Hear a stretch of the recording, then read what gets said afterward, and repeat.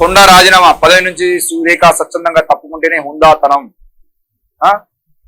కాదంటే వేటు తప్పదు, ఇది రాజకీయంగా అమర్యాదే. కొండా మురళికి సీనియర్ మంత్రుల సలహాలు. విదేశీ పర్యటనలో కేసీ వేణుగోపాల్ నెలాఖరున ఢిల్లీకి రాగానే నిర్ణయం అని చెప్పేసి మనం చూస్తున్నాం.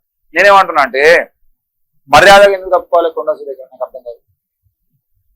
కొండా సురేఖ మర్యాదగా ఎందుకు తప్పుకోవాలి?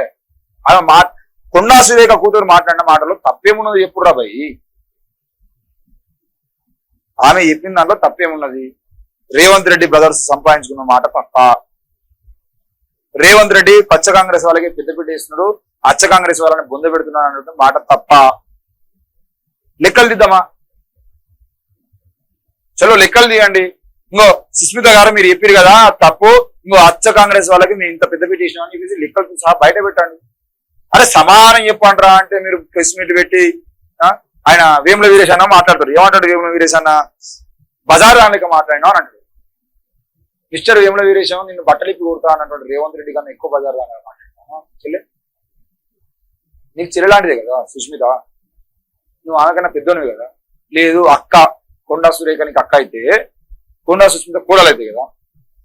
మీ కోడలు రేవంత్ రెడ్డి కన్నా అధ్వానంగా మాట్లాడిందా అన్న? నేను వీరేశమని ఒక్కనే అంటలేను. ఆ ప్రెస్ మీట్ లో ఉన్నటువంటి వాళ్ళు ఈ రోజు రేవంత్ రెడ్డికి సపోర్ట్ గా మాట్లాడుతున్న వాళ్ళు అందరిని అడుగుతున్నారు. వేముల వీరేశం అనేటువంటి ఒక దళిత నాయకుడిని ఆనాడు రేవంత్ రెడ్డి ఏమన్నాడు? బట్టలిప్పి కొడతాం అన్నాడు. మరి ఈరోజు అంతకన్నా దారుణంగా ఏం మాట్లాడలే కదా సుష్మిత. ఒక్కొక్కరిని తొండలు దూరగొడతాం.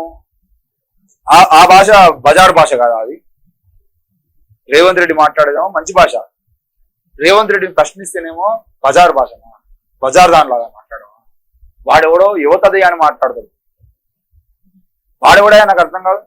యువతదే అని మాట్లాడడానికి పని అయ్యా జాయిర్ అనుకుంటాడా? ఇదేనా మీరు తెలంగాణలో మీరు ఆడపిల్లలకి ఇచ్చే గౌరవం? మీ మంత్రి బిడ్డనే యువతదే అన్నప్పుడు ఏ మిగతా కాంగ్రెస్ బిడ్డలు మీరు ఏమంటారు? ఒక మంత్రి బిడ్డ వీడు ఆఫ్టర్ ఆల్ వీడు ఎవడైనా అర్థం కాదు. డ్రంక్ అండ్ డ్రైవర్ దొరికితే నేను దళితుని అందుకే నన్ను డ్రంక్ అండ్ డ్రైవ్ చేసిర్రు, నేను దళితుని కాబట్టి డ్రంక్ అండ్ డ్రైవ్ టెస్ట్ చేసిర్రు నాకు అని చెప్పేసి వీడియోలు తీస్తా ఉంటూ కూడా మాట్లాడినటువంటి ఈ లుచ్చాగాలు కూడా యువతది అని మాట్లాడితే అది బజార్ భాష కదా. ఆ బజార్ భాష మాట్లాడిన మీరు తీసుకున్న చర్యలేందే నాకు అర్థం కాదు. కొండా సురేఖ మర్యాదగా తక్కువ అన్న.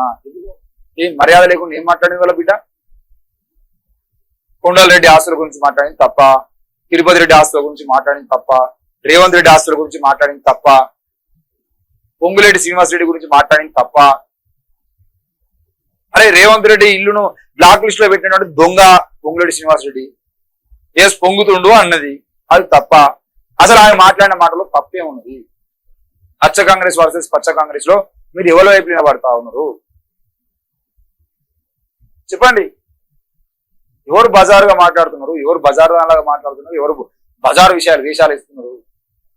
దయచేసి మాట్లాడేటప్పుడు ఏం మాట్లాడుతున్నాం, ఎందుకు మాట్లాడుతున్నాం అనేది ఒక లెక్క ఉండాలి కదా.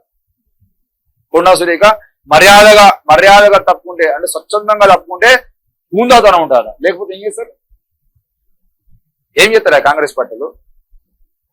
ఇట్లాంటి కథలు పడేదంటేనే ఇప్పుడు ఆమె కల్వకుంట్ల కవిత బయటకు వచ్చింది, ఇజ్జతిత్తలేదు. హరీష్ రావుది, కేటీఆర్ది, వీళ్ళందరూ రేపు ఉదయం కొండా సురేఖ బయటకు వచ్చింది కూడా ఒక్కొక్కరు బట్టలు ఇస్తారు.